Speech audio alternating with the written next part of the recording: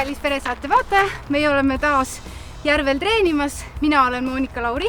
Mina olen Igor Burdin.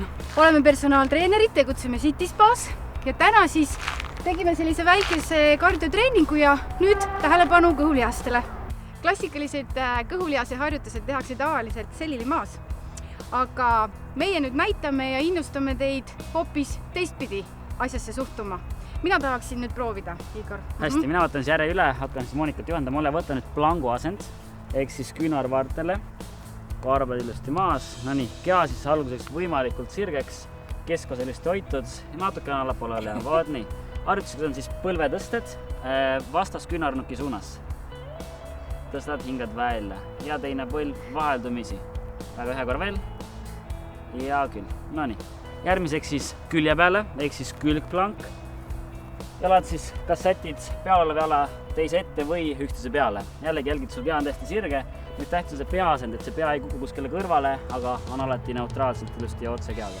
Ja nüüd siit puus rahulikult maa suunas ja ülesse. Alla hingad sisse, üles hingad välja. Korra veel ja välja. Tubli. Liigume edasi nüüd rööbaspuude kangi peale, vaata mida seal üldse saab teha. No nii, alustame. Monika, ole hea, tule siis sinna rööbaspuude peale, käte peale. Nii, kuidas seal ennast nüüd hoida on? No, mitte kõige kindlam tunne. Kõige kindlam. Kindlasti, kui te hoiate ilusti siit, lükkate ennast hästi pikaks sirgeks. Esimene harjutus siis põlvetõsted. Ette, tõstad hingad välja. Väga hea. Hop, hingad välja. Proovite ennast, et see väga tasakaalu ei kaota seal.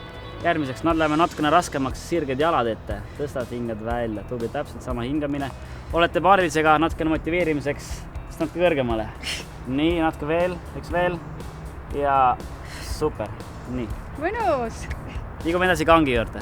Veel efektiivsem on treenida kõhulihas siis rippes. Igor, sinu kord.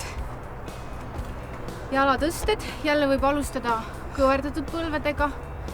Siit on näha, et Igoril juba puus ka keerab väga hästi, et kõht hakkab paremini kogu aeg tööle.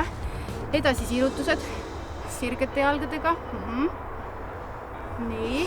Ja kui siit veel edasi arendada, siis mida iganes. Ringid näiteks. Jäin ette, jah? Natukene. Et niimoodi kõhulihast treenides tegelikult ei pea korduste arv olema väga suur, vaid hea tehnika ja sa tunned päris kiiresti, kuidas siin toimub suur areng. Tänaseks jälle kõik ja kohtume järgmine kord uuesti õues.